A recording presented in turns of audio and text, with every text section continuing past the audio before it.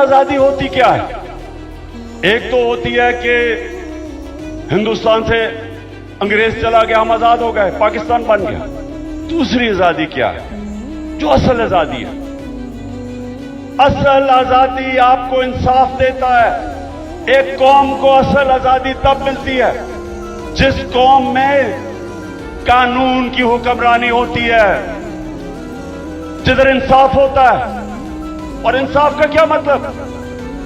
कि जिधर ताकतवर और कमजोर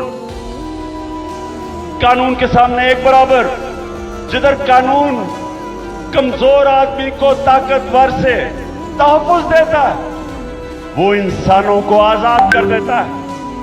और वही आजाद इंसान मुल्क को उठा देते हैं। कानून की हुक्मरानी से जो आजादी मिलनी चाहिए थी वो नहीं मिली। क्यों नहीं मिली? जब मार्शल लॉ आता था, कानून खत्म, आइन खत्म। लेकिन जब हमारे लोग जो डेमोक्रेट्स अपने आप को कहते थे, उन्होंने भी कानून को नहीं चलने दिया, अपने लिए एनआरओ ले लिया, बाकियों को, चोरों को बेशक पकड़ो लेकिन हम कानून से ऊपर हैं। तो जब कानून की हुक्मरानी नहीं आई पाकिस्तान में, तो यहां जंगल का कानून रहा है और इसलिए लोग गुलाम रहते हैं।